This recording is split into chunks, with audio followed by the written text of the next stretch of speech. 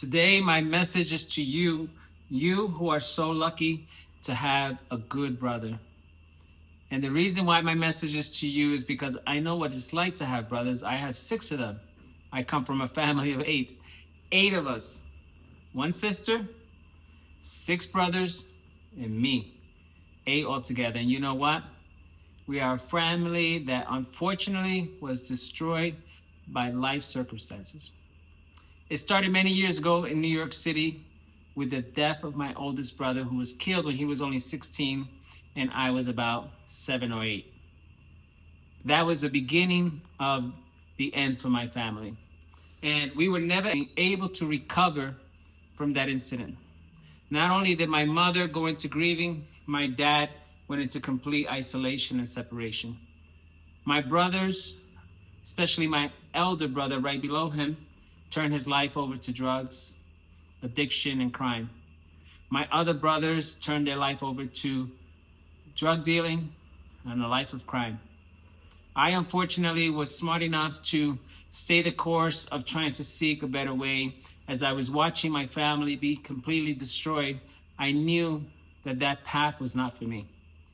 And after many, many years of all this turmoil and many years of me telling them the same thing, when I would watch them in the corner, standing in the corner, selling, doing something that I know was illegal, I would remind them that everything has a price to pay. And at times they would laugh at me, they would shush me away or things like that, and no one would listen. And life would just continue to take its course. There was a lot of days of jail time for many of them, years of wasted years, and health issues from drugs and addictions and overdose and all kinds of foolishness. But today we find ourselves many years later, and the sad part is that I still get these calls from a few brothers. I have 2 that passed away now. I have 1 that lives a life, very complete different life, because he got married through someone he met with me. And that changed the course of his life, which is great because he was able to get away from the life of crime on the lower level and was able to get out of the streets. He basically isolated himself away from the family because he just didn't want it anymore. He couldn't take all the nonsense, the things that the life and the family threw at him. So he separated himself many, many, many years ago and left the family to itself. So my other brothers who kept their drug addictions just completely never recover. And year after year, life starts to catch up. The world has changed. It's not like what it used to be. You know, now people have changed. Your friends have grown up. Your friends have passed away. You don't know nobody. The new world doesn't know you. No one cares. Services or government services have tightened up that they don't really have the tools to properly help and serve people of addiction, and it's just a very difficult and a different place.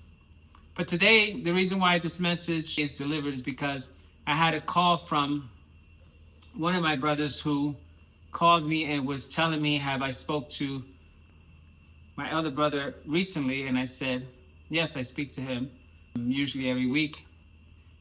What's up? And he's like, well, I'm very concerned about him because he's very sick.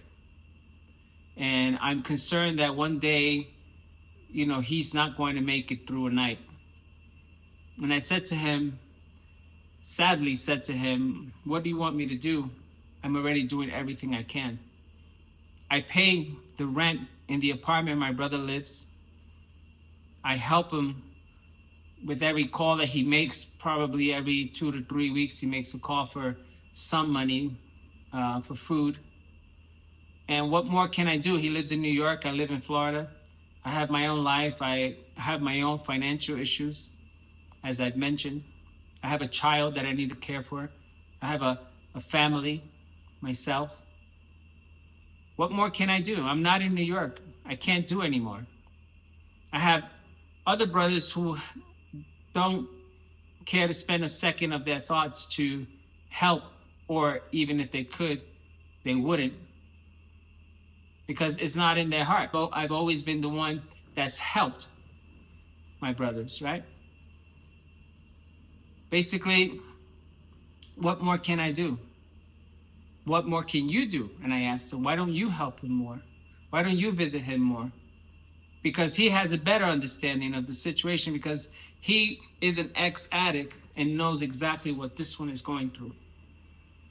But he says to me, well, he won't listen. And I said to him, well, then why do you think he listens to me? So it's a life that someday we will get that call. And it's very sad because this particular brother, I loved him so much. We spent a lot of time together when we were young as teenagers, and we went dancing together, and it was an amazing life. And we were very close, and it broke my heart to see him turn, away from the right path. It broke my heart, sincerely, and it never was the same. And it's unfortunate because the guy was so handsome. He was a great dancer. He was very lucky with the girls. And if you look at him back then, you look at him today, it's like two different people. But if you're lucky to have a brother who cares about you, then you are a very blessed person. And if you have brothers that are broken, family that is broken, brothers that don't speak to each other, and maybe you can repair that relationship with a simple phone call, a simple visit, then you know what? You should. Because one day they won't be around. And one day you'll live with that regret. If you have brothers that are toxic and are pretty much, around to destroy your life, I understand why you try to stay away from them. But one thing is, you should never not extend your hand when you can. No matter how terrible they can be available. Even if it's just a little, right? Even if it's just that one little, that little Zelle, that little money you gave, right? Even if it's whatever it is, a meal, whatever it is, be available if you can't really be available, or they won't allow you to be available. Just do not shut the door completely, right? I've been paying my brother's rent for years, and his rent got paid before mine, before I have to pay my mortgage, right? First, the priorities, I pay my son's roof over the head, right? Where him and his mama live. I pay my dad's care. I pay my brother's rent. And I'm the last to pay my mortgage. So if anybody's going to be late on something, it was me. But you know what? I always took care of those things first, and because I know I will always recover, and I know I can figure it out, and I always do. So that's the reason why I put myself in that last position, because I know that I'm going to make it through. But I'm asking you, if you have a brother who's struggling, don't close the door. Just keep it open a little bit. If you haven't called your brother or seen your brother and you can, make time. If you're lucky to have a good brother, a cool brother that you're hanging out with, that you go out to eat with, that you talk on the phone and you visit each other for the holidays and you share nephews and nieces together, man, you are so lucky. My brother, I'm so happy for you, because I could only wish to have that. You know that? I could only wish to have something like that. Imagine my family gather, right? We're all together. We're having like holidays together, and we're like eating and cooking, and everybody's got their girlfriend or their wife and their kids, and it's amazing. We've had it a few times, but it's all gone. It's over. It's over. It's all gone. And if you have that, man, you are so lucky. I'm so happy for you. And I wish you would call them, remind them how much you care about them. Remind them that you are just lucky, man. You're a lucky girl, whatever it is, you're lucky. So, and if you wish you had a brother and you don't have one, you know what? Find a friend, bro, and treat him like a brother. Find a friend and treat them like a brother, you know? And in return, ask that person to treat you like a brother, because having a brother is an amazing thing. I have a son who is 12 years old, and I haven't given him a brother. And, you know, his mom is doing a great job surrounding him with friends, and I help in that area. And he's connecting with little cousins here and there. And I think he's going to be fine, because he is a little kind of a introvert in some ways, you know. He's extrovert around his friends, but he's also introvert, and he kind of likes. He told me he likes to be the only one, but you know, I guess maybe that's what you like because that's what you know, right? But I know that I had an amazing time when my brothers were all together, when we were in New York City, and we would, you know, walk down 42nd Street and watch movies together. And man, it was a great time. And we would have some house parties when my mom was alive, and my dad was singing songs, and he was happy. And we went to the park together, and what an amazing time with my family that those moments were. And it sucks to watch it, you know, go away. So my message to you is, if you have a brother and they let you love them, then love them. Love them back. If they let you love them back. Be happy, bro. Be happy you have a brother, you have a younger brother. You know, I know what it's like to be in the hood, right? You know, be in the projects, and you have that younger brother, you know, and you kind of like whatever, don't really, you know, he's there, but you don't really give him the love that, you know, you could. You're making a mistake, brother. You're making a mistake. You in the projects, yeah. You ain't loving your brother like you can. You know? Got a little brother, treat him good. You got a big brother, respect. Respect your big brother. You know? I had big brothers and I respect them. I always respected my brothers. Even when they were wrong, I would still speak with them with respect. You know? Just because they were my older brother. And when my older brother Noel passed away, I was, you know, blessed enough to spend a little time with him before he passed. And I'm so glad that he always understood that I loved him big time and respected him. You know, he always knew it. And my brother who's really sick, yeah.